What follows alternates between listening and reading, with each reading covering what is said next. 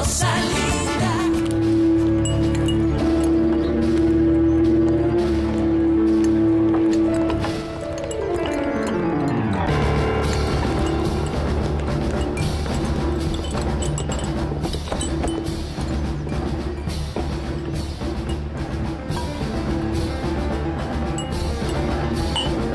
Pwede ba akong makiupo?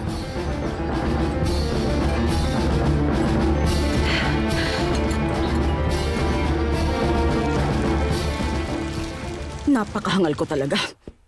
Hindi ko na dapat binigyan pa ng perang pulubi na yun maski isang kusing. Hawak niya na ako tuloy sa leeg ngayon. Handa na po ang pananghalian, senyora. Ay, sinong gaganahan na kumain? Ay, napakasakit ng ulo ko. Natural lang po yan, senyora. Dahil sinira ng bisita ninyo kanina ang araw nyo. Anong ibig mong sabihin, Berta? Sakto kasi ang pagdaan ko at narinig ko ang pag-uusap nyo nung Beto. Kung ganun, alam mo na ang totoo tungkol kay Abril?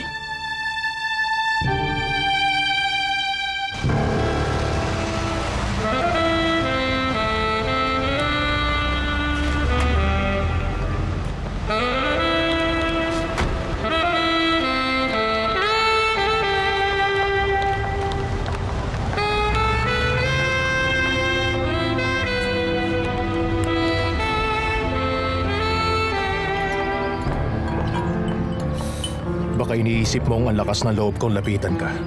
Hindi ko alam ang sasabihin ko. Halata ba? Hindi ako makapaniwala. Bakit? Ang boses mo. Ano namang problema sa boses ko? Wala naman. Nagulat lang ako kasi kaboses mo yung isang taong kilala ko. Opo.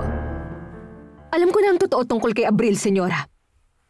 At talagang ikinagulat ko ito. Hindi ko lubos maisip na anak niyo pala ang babaeng yon. Pero, wag po kayong mag-alala. Dahil wala akong pagsasabihan.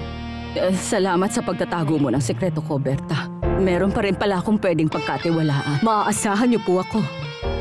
Kahit na... ewan ko. Malay niyo, balang araw biglang humingi ako sa inyo ng pabor. Binabati kita. Nabalitaan ko nang nangyari. Hindi mo ako kakamayan? Salamat, Pedra. Kung ganoon, totoo nga ang pakakasalan mo si Lucy. Anong reaksyon ng pamilya ko? Masayang-masaya ang lahat. Mukha naman. Eh, ikaw? Siyempre, masaya rin ako. Masaya rin ako. Tama lang yung desisyon mong gawing panakipbutas si Lucy. Hindi ko siya ginawang panakipbutas. Mahal ko siya. Oo. Alam mo, matagal ko nang alam na may gusto siya sa'yo. At masaya rin ako kasi hindi siya humiling ng malaki sa'yo. Hindi man ako sapat sa'yo. Pero buti na lang hindi siya ganyan mag-isip. Ang tinutukoy ko yung kaya mong ibigay sa kanya. Kasi halata namang hindi mo siya totoong mahal. Mali ka. Totoong mahal ko siya. Minahal ko siya ng higit sa ibang babae. Higit pa sa akin? Alam mo, naisip ko lang, maraming magkakapareho ng boses, no? Pero kamukhang kamukha mo rin ang tinutukoy kong tao. Ganun ba? Oo. Hindi lang magkapareho ang buhok ninyo at hindi rin siya ganyan manamit. At hindi rin siya ganyan magsalita. Ikaw kasi halatang edukada ka. Pero siya hindi. Pero paano naman kaya kami naging magkamukha? Sa lahat ng aspeto, kahit sa mga pagkakaiba ninyo. Basta sa lahat. Ang mata mo, ang labi at iyong ngiti. Pati na rin itong mga kamay mo. Matagal mo na ba siyang hindi nakikita? Matagal na. Malay mo naman. Ako pala yung tinutukoy mong babae. Imposible. Hindi ka pwedeng maging siya. Maiba ako. Kilala kita. Ikaw yung sikat na pianista, hindi ba? Nakikita ko kasi ang mga litrato mo sa dyaryo. Nakapunta ka na sa concert ko? Ang totoo, hindi pa. Matutuwa ako kung makakanood ka. Totoo ba yan? Oo. Sige. Susubukan ko manood minsan. Huwag ka munang umalis. Ay, hindi pwede. Pasensya ka na. Sandali lang. Sino ka ba? Bakit gusto mong malaman yun? Baka lalo mo lang maalala yung tinutukoy mo. Nagaya nga ng sabi mo, kamukhang kamukha ko.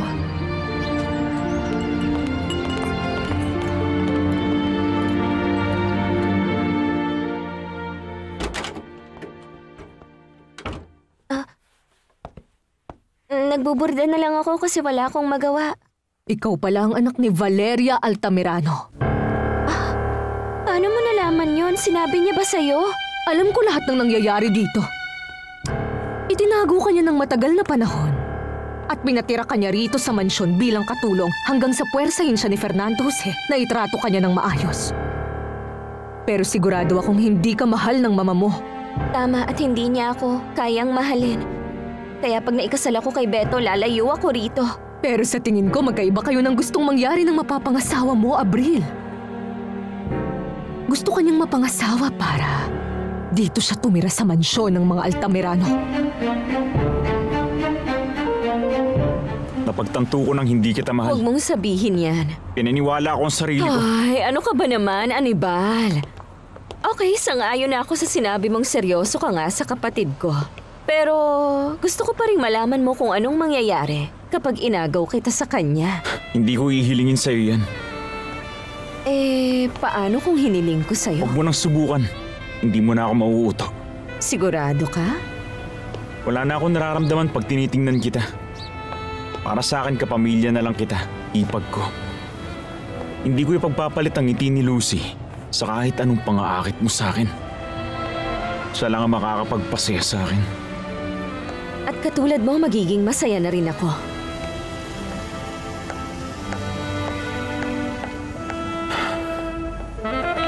Hindi totoong gusto ni Beto na dito kami tumira pag nakasal na kami, ano, Berta? Narinig ko siya kaninang sinabi to kay Senyora Valeria. Diyos ko po, tiyak na galit ang mama ko kanina. Iisipin niyang inudyokan ko si Beto. Ano ba, Abril? Sa bundok ka ba nakatira? Anong ibig mong sabihin, Berta? Hindi mo ba alam na si Beto, pinsan ni Rosalinda na asawa ni Fernando Jose Altamirano? Sumalangit nawa ang kaluluwa niya. Sa itsura mo, mukhang hindi sinabi sa'yo ni Beto ang tungkol dito. Napapaisip tuloy ako kung ano pang tinatago niya sa'yo. Ba't mo sinasabi sa akin to? Alam ko ang kinuwento ko.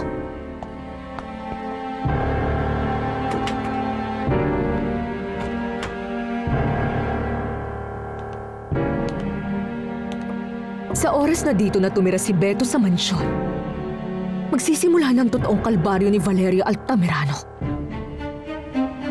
Tingin ko hindi na ako kailangang kausapin ni Fernando Jose. Anak nga kita. Pero palagi mo lang naman ginagawa ang gusto mo. Kala ko babatiin niyo ako, sa sermonan niyo lang pala ako. Hangad kong maging maligaya ka sa buhay mo, Fedra. Kayong dalawa. Sana magampanan mong maging isang mabuting asawa kay Fernando Jose at maging mabuting ina sa anak ni Rosalinda. Yun na nga ang ginagawa ko, Ron. Dahil meron ka lang gustong makuha. Papa! Baka lang kapag nakuha mo na ang gusto mo, makakalimutan mo na ang lahat ng pagtitimpi at kabaitang pinapakita mo ngayon. Hindi ko deserve na mahusgahan ng Kilala ganito. kita, Fedra. Alam ko kung gaano ka kaambisyosa. Makasarili ka at wala kang pakialam sa damdamin ng iba.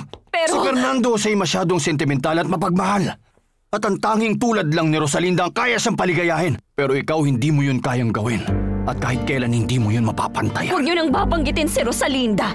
Malapit ko nang maging asawa si Fernando Jose. At ayoko mamagitan pa ang anino niya sa pagsasama namin. Hindi yun isang anino, Fedra, kundi isang matamis na alaala ng buhay niya. At nakakasiguro ko na hindi mo yun kayang sirain. Mamahalin niya ako ng higit pa sa pagmamahal niya kay Rosalinda. Sisiguraduhin ko yan sa inyo.